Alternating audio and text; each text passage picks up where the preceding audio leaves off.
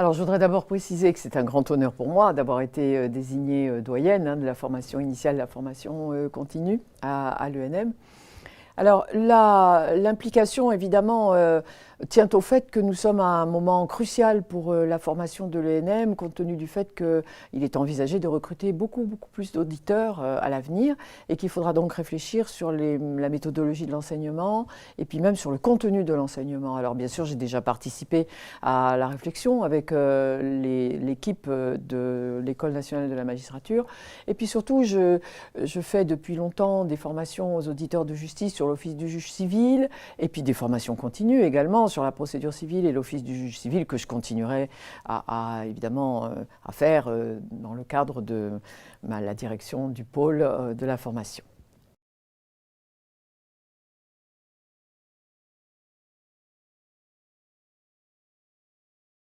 Nous savons que la justice civile est confrontée à de très nombreux enjeux, comme l'ont révélé la tribune des magistrats qui a été publiée, et puis tous les rapports des États généraux de la justice qui vont donner lieu à des consultations et ensuite à des projets de réforme.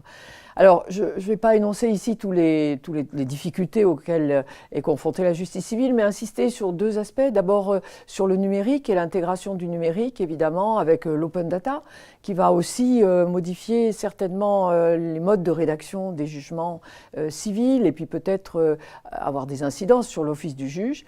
Et le deuxième grand enjeu, à côté du numérique, évidemment, c'est le traitement des contentieux de masse, puisque les juges civils sont confrontés souvent à une gestion des flux, des demandes qui est extrêmement importante. Et donc, dans le cadre de la formation continue comme de la formation initiale, il faut leur donner des outils pour leur permettre de s'adapter justement au traitement de ces contentieux de masse très particuliers.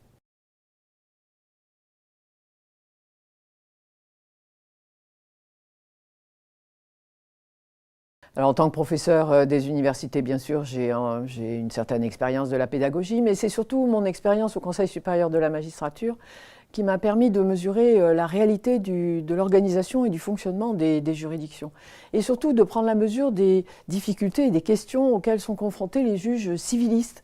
La tenue des audiences, la gestion des dossiers, et puis le problème du contradictoire, l'application de la règle de droit. Donc il me semble que la formation initiale comme la formation continue doivent répondre à ces difficultés à l'aide de nouveaux outils, comme par exemple le tutorat ou les trames de jugement. Donc je crois que l'expérience au CSM, évidemment, alimentera ma réflexion en tant que directrice du pôle sur la formation continue et initiale.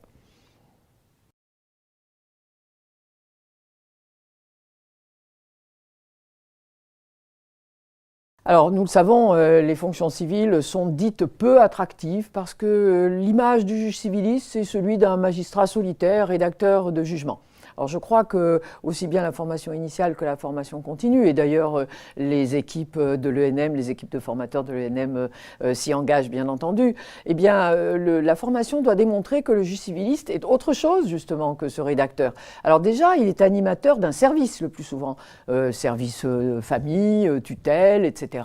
ou autre.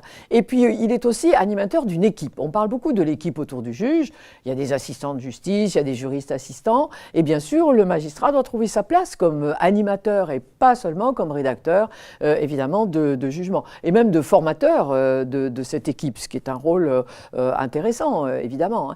Donc le magistrat est aussi parfois en contact avec d'autres institutions. On pense au juge des tutelles, au JAF, au juge des enfants. Donc ce n'est pas du tout un juge solitaire. Je crois que la formation, le contenu de la formation, comme d'ailleurs les équipes de l'ENM, permettront de rendre ces fonctions plus attractives et dès la formation initiale à l'école de la magistrature, inciter les auditeurs de justice à choisir des postes de juges civilistes.